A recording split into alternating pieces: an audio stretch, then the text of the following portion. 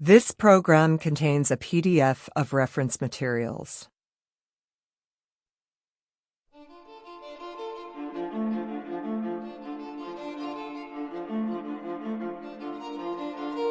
Simon & Schuster Audio presents The Undoing Project, A Friendship That Changed Our Minds, by Michael Lewis, read by Dennis Boutsikaris.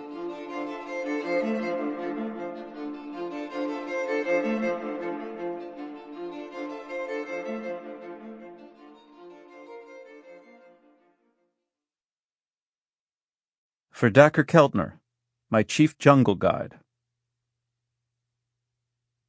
Doubt is not a pleasant condition, but certainty is an absurd one. Voltaire.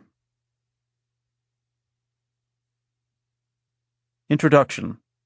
The problem that never goes away. Back in 2003, I published a book called Moneyball about the Oakland Athletics' quest to find new and better ways to value baseball players and evaluate baseball strategies.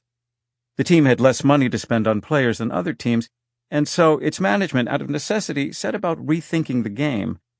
In both new and old baseball data, and the work of people outside the game who had analyzed that data, the Oakland front office discovered what amounted to new baseball knowledge.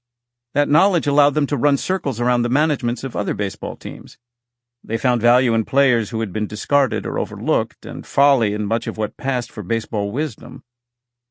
When the book appeared, some baseball experts, entrenched management, talent scouts, journalists, were upset and dismissive, but a lot of readers found the story as interesting as I had. A lot of people saw in Oakland's approach to building a baseball team a more general lesson. If the highly paid, publicly scrutinized employees of a business that had existed since the 1860s could be misunderstood by their market, who couldn't be? If the market for baseball players was inefficient, what market couldn't be? If a fresh analytical approach had led to the discovery of new knowledge in baseball, was there any sphere of human activity in which it might not do the same?